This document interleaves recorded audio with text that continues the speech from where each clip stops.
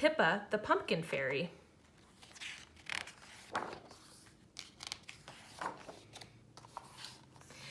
When Pippa first used her fairy wand, it was shiny, sparkly, and new. One whoosh made a pumpkin lantern, and a swoosh made a face with a boo. The lanterns were made for a party that came around once a year, when trees were turning golden and winter was drawing near. But one year, Pippa was shocked. When she waved her wand, she found all the wrong kind of lanterns in a row by her feet on the ground. When Penny and Bee came over to see how Pippa was getting along, she panicked and covered the pumpkins. "Great," she said, "nothing's wrong. The lanterns are just so booey. I had to hide them away. They're under this cloth so no one can see till the party. That's where they'll stay." "Promise," said Pippa. "You won't tell a soul. We must not spoil the surprise. They're the best I ever made. You won't believe your eyes." But Penny and Bee could not resist telling a friend or two. The news was so big, and they didn't know that what Pippa said wasn't true.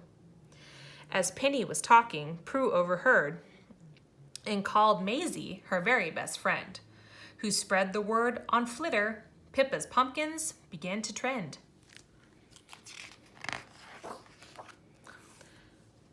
Talk of beautiful pumpkins soon made the national news, and still Pippa's wand would not work. She didn't know what to do. The rumor was getting out of hand. It was all a terrible mess, but the longer she left it, the harder it was for Pippa to try to confess.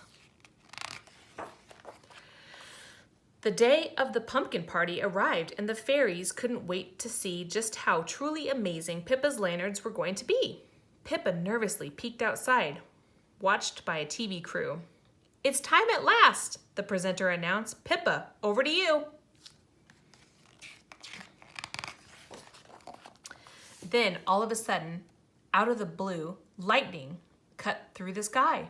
The fairies looked up as the rain poured down. They couldn't keep anything dry. Decorations were soggy and tables were wet. The cakes and the snacks were soaked through. The party was ruined, or so it seemed. There was nothing the fairies could do.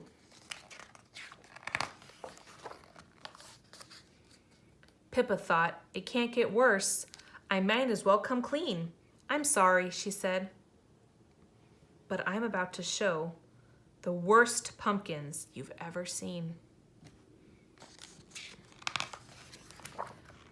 There was a gasp, then stony silence, followed by laughter and cheers. The fairies were applauding Pippa. She couldn't believe her ears.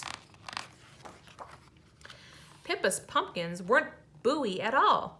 They didn't have woo or wah, but with their funny ha-ha faces, they were the best ever lanterns by far. "We're sorry we started rumors," said Bee. Pippa said, "I'm sorry too. I got into such a muddle. I should have been honest with you." The fairies put on their ponchos. The rain wouldn't soil their fun. By the light of the laughing lanterns, their party had just begun.